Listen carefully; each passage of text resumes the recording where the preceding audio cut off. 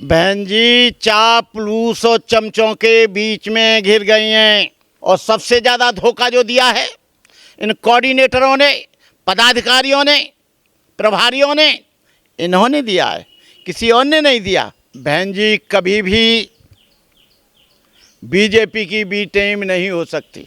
वो न ईडी से डरती हैं, न सीबीआई से डरती हैं, न व्यक्ति से डरती हैं, न पार्टियों से डरती हैं, न मोदी से डरती हैं, न किसी और से डरती हैं, ना अमित शाह से डरती हैं। मैं ये नहीं कहता हूं कि अखिलेश ब्राह्मणवादी नहीं है। अखिलेश समाजवादी पार्टी का कुत्ता भी मर जाए, उसके कार्यकर्ता को थोड़ी भी चोट आ जाए, वो जाता है, वो जाता है। और इन बीजेपी वालों की भी आरएसएस के लोग जाते हैं, लेकिन ये तो कहीं जाते ही नहीं। लेकिन इनको कैडर वैडर से कोई मतलब नहीं रहा। इनको मतलब रहा कि रुपया कौन ज़्यादा देगा। कैडर गया भाड़ में, अंबेडकर गए ऐसी तैसी में, बहुजन महापुरुषों की विचारधारा से कोई मतलब नहीं। इन लोगों ने अपनी मनमानी की और मनमानी का ये परिणाम निकला कि विधानसभा में भी ये जीरो हो गए और संसद में भी ये जीरो हो गए। और जीरो ही नहीं, इनका 24% वोट से 9% पर आ गया। और दिल्ली में तो कुछ रहा ही नहीं, 14% था। इनका ग्राफ क्यों गिरता जा रहा है? क्योंकि इनके कोऑर्डिनेटर अहंकारी हैं। इनके कोऑर्डिनेटरों को एक बार बना दें, इनका व्यवहार आम कार्यकर्ता के साथ, जो ज़मीनी कार्यकर्ता है उसके प्रति अच्छा नहीं रहता, उसको ये प्यार नहीं देते, उसको स्नेह नहीं देते, साधु संतों का सम्मान नहीं करते। जो बहुजन समाज के साधु संत हैं वो नीचे बैठे रहते हैं, ये ऊपर भाषण देते हैं और भाषण देने के बाद भी उनको प्यार से बात नहीं करते। नमस्कार, मैं ओमदेव। आज हम हैं दिल्ली में, हमारे साथ है भंते करुणाकर्ण जी। करुणाकर्ण जी 40 साल पुरानी पार्टी है बीएसपी, आज वो धरातल पर आ गई है। उनका 0 सीट है लोकसभा में और उनका वोट बैंक है वो भी माइनस में होते जा रहा है। बीएसपी की जो गत हुई है उसके लिए कौन जिम्मेदार है आपकी शब्दों में? 40 साल से लगभग बीएसपी और बीएसपी के कार्यकर्ताओं के टच में हूँ। मैं कभी कोई पदाधिकारी तो नहीं रहा और न मैं कोई मंत्री या संतरी या संसद सदस्य या राज्यसभा या विधानसभा का सदस्य भी नहीं रहा। लेकिन बीएसपी को मैंने काशीराम जी के समय से और जितने भी पुराने कोऑर्डिनेटर हैं उनको हमेशा मैंने आर्थिक दृष्टि से, मॉरल दृष्टि से, नैतिकता की दृष्टि से, सामाजिक दृष्टि से सपोर्ट किया। बीएसपी 2004 से कमज़ोर होने लग गई। 2006 में पूर्ण बहुमत आ गया, वो अलग बात है। 2007 में वो माननीय काशीराम जी की मौत का एडवांटेज मिला। लेकिन 2004 से बीएसपी का कैडर बंद कर दिया, चाहे वो DS4 का हो, चाहे वामसेफ का हो, चाहे और वैचारिक विचारधारा का हो, चाहे सामाजिक महापुरुषों का कैडर हो, वो सब खत्म कर दिया। मान्यवर काशीराम ने बड़ी मेहनत से बहुजन महापुरुषों का इतिहास पढ़ा, बहुजन महापुरुषों के इतिहास को जानकर बहुजन महापुरुषों की विचारधारा पर काम किया। उन्होंने ओबीसी को जोड़ा, उन्होंने माइनॉरिटीज़ को जोड़ा, उन्होंने आदिवासियों को जोड़ा, उन्होंने शेड्यूल ट्राइब्स को जोड़ा, शेड्यूल कास्ट को जोड़ा और बहुत बड़ा हिस्सा उन्होंने अन्य जातियों का भी जोड़ा। लेकिन 2010 के बाद और मुख्य रूप से 2014 के बाद कोई कैडर नहीं हुआ। कोऑर्डिनेटरों ने अपनी मनमानी करी, जिसको टिकट दिलवाना है उसको टिकट दिलवाना है। बहन जी को सही रिपोर्ट नहीं दी। बहन जी को कभी, अकेली बहन जी क्या कर सकती हैं? बहन जी को कभी कुछ बताया नहीं गया। काम कोई और कर रहा है, 2 साल से कोई काम और कर रहा है।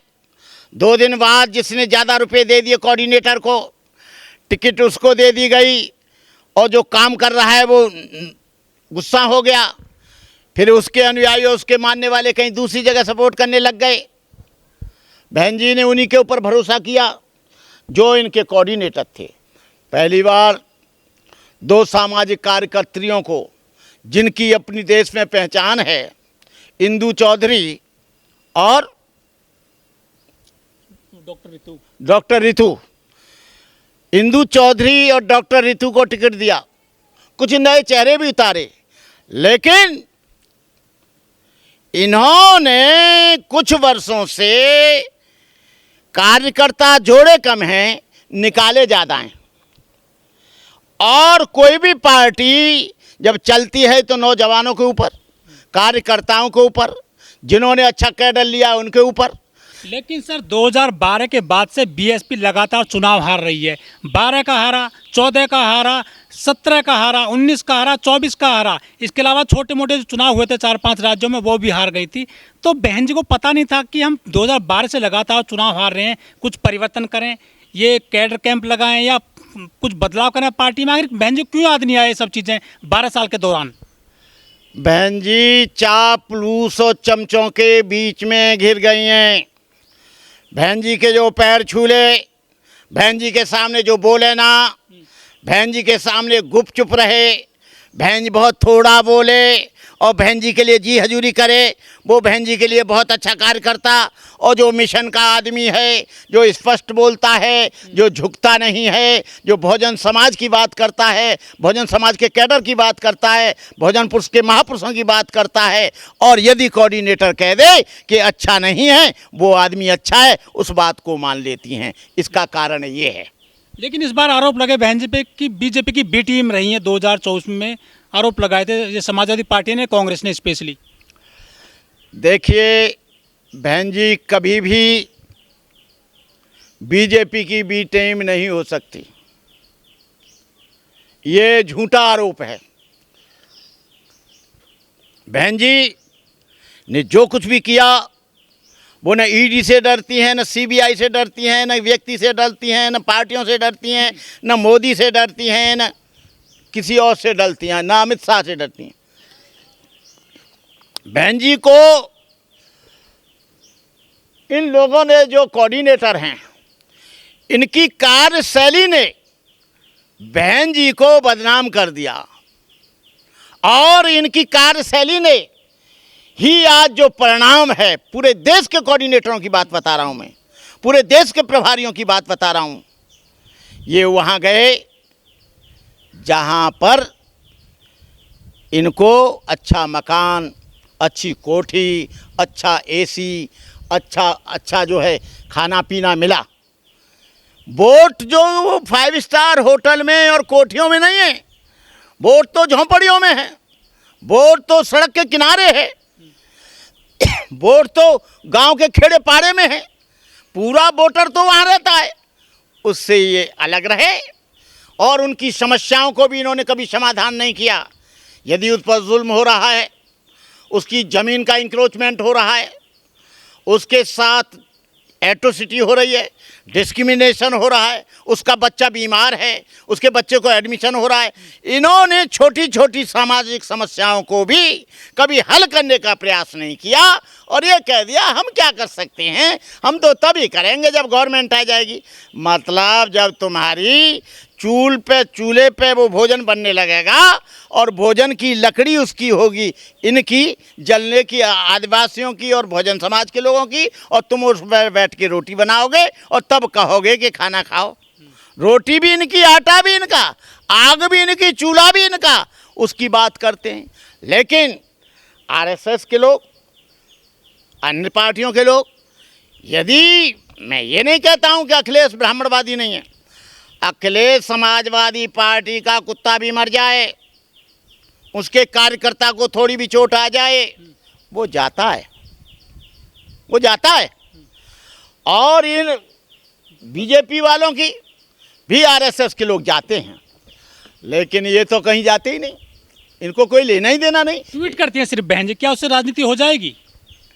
ट्वीट करने से राजनीति नहीं होगी, राजनीति होगी सड़क पे आने पे, राजनीति होगी झोंपड़ी में जाने से, राजनीति होगी जहाँ उत्पीड़न हो रहा है, राजनीति होगी वहाँ जहाँ बेरोजगार है, राजनीति वहाँ होगी जहाँ जो जुल्म हो रहा है। राजनीति ट्विटर पे करके नहीं होगी। ट्विटर पे ही हो जाए तो अमेरिका जो है ट्विटर पे कर लेगा।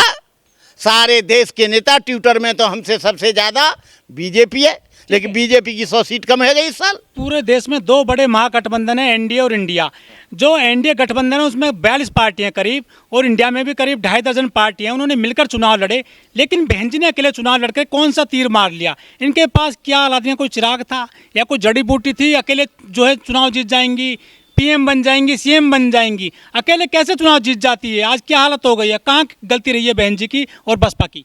देखो, मैं ये तो नहीं जानता कि बहन जी गठबंधन में जाना चाहती थी कि नहीं जाना चाहती थी, लेकिन मैंने आज 3 ट्वीट देखी हैं।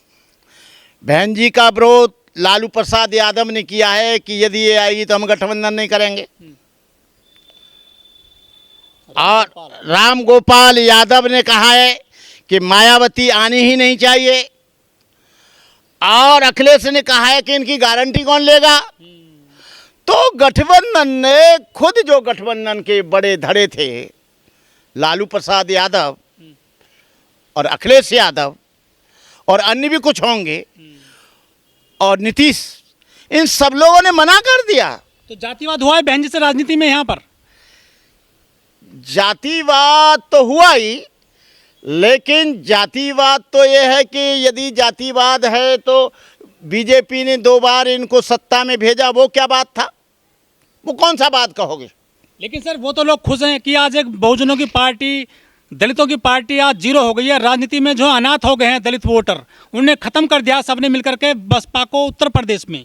देखिए, जो बहुजन समाज का संगठन था, इन्होंने टुकड़े डाल डाल कर, जैसे कुत्ताओं को टुकड़े डाल देते हैं ना, वैसे ही अलग अलग अलग अलग अलग थलग कर दिया। आपके दक्षिण भारत में, महाराष्ट्र में रिपब्लिकन पार्टी बहुत मजबूत थी, लेकिन उन्होंने रासू गवई को टुकड़ा डाला। रासू गवई चले गए तो रामदास आठम्बले के गले में पट्टा बांध दिया, योगेंद्र कवाड़े के गले में पट्टा बांध दिया, अन्य जो संगठन थे उनके गले में पट्टा बांध दिया, आरपीआई के टुकड़े टुकड़े कर दिए, रामविलास पासवान के गले में पट्टा बांध दिया।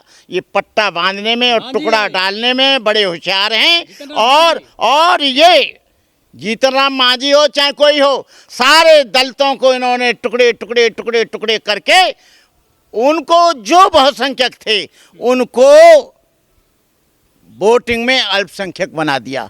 क्योंकि इनके एक जगह वोट पड़ेंगे तो बीजेपी हारेगी, और अलग अलग वोट पड़ेंगे, ये अभी तो क्या है, ये सैकड़ों पार्टियां भी बना देंगे। लेकिन यहाँ का जो वोटर जागरूक है, जो जानता है कि बहन जी ने काम किया है, या बहन जी ने देश के लिए बहुजन समाज के महापुरुषों को सम्मान दिया है। इस साल क्यों वोट चला गया? जाटव कम्युनिटी का 40% वोट, उन्हें चमार कहिए या कहिए, वो चाहते थे कि किसी तरह से बीजेपी से मुक्ति मिले और गठबंधन मजबूत होगा, क्योंकि बहन जी का किसी से गठबंधन नहीं था। तो वो ये जान रहे थे कि हर जाति का वोट गठबंधन में जाएगा। नाई धोबी धानो, कहा लोहार तेली, तमोली पाची, काछी अहिर गडरिया, और चमार ने भी वैसे ही सपोर्ट कर दिया। तो 40% वोट चला गया, तो 2% वोट और कम हो गया। और मैंने देखा है कि गाजियाबाद के जाटवों ने, फरुखाबाद के जाटवों ने, मैनपुरी के जाटवों ने, आपके वहाँ के जाटवों ने, और आपके इटावा के जाटवों ने, और आपके जो सहारनपुर के जाटवों ने, और आपके यहाँ के बिजनौर के ने, और या एक मिनट जो लखनऊ के पास है वहाँ के जाटवों ने, उन सब लोगों ने सपोर्ट कर दिया गठबंधन को। और गठबंधन को कर दिया तो बहन जी की पार्टी का डब्बा खाली हो गया, क्योंकि बैंक वोट तो यही दलित है। बहन जी का वोट बैंक जो पक्का है, वो वोट कांटे से नहीं कटता है, लेकिन आगे आने वाले समय में बहन जी का वोट नहीं कटेगा। और ये बात को बीजेपी भी जानती है। पूरे देश में आज भी वोट उसका टस से मस नहीं हो रहा है। कुछ जो बहके हुए लोग हैं, जो गुमराह लोग हैं, वो भटक गए। सर अब क्या जो संविधान बचेगा, आरक्षण बचेगा, जो वोट देने गए थे ये दलित वो गठबंधन में समाजवादी पार्टी में? ये तो समाजवादी पार्टी के लोगों से ये पूछें कि संविधान बचाने के नाम पर तुमने इलेक्शन लड़ा है, और संविधान यदि नहीं बचता है तो सबसे ज़्यादा जिम्मेदारी इनकी नहीं है, सबसे ज़्यादा जिम्मेदारी अखिलेश की है, नीतीश कुमार की है, लालू प्रसाद यादव की है, नायडू की है और ममता बनर्जी की है, इनकी है, कांग्रेस की है। बाबा साहब की तस्वीर हटा दी है वहाँ से, संसद में कोई नहीं बोला है। ये अभी अभी इलेक्शन हुए हैं, गर्मी अधिक पड़ रही है, और ये गर्मी खत्म होते ही जो बाबा साहब अम्बेडकर की मूर्ति हटाई है, शिवाजी महाराज की मूर्ति हटाई है, गांधी की मूर्ति हटाई है, और जहाँ से हटाई है वहाँ पर पुनः से स्थापित नहीं की, तो इस देश में एक भूचाल तो आएगा, एक बवंडर तो आएगा, एक ज्वार भाटा तो आएगा, आंधी तूफान आएगा, पेड़ों की डालियाँ टूटेंगी, अच्छे अच्छे वृक्ष गिरेंगे। तुम ये मत सोचो, जरूर होगा, मेरा पूरा विश्वास और भरोसा है।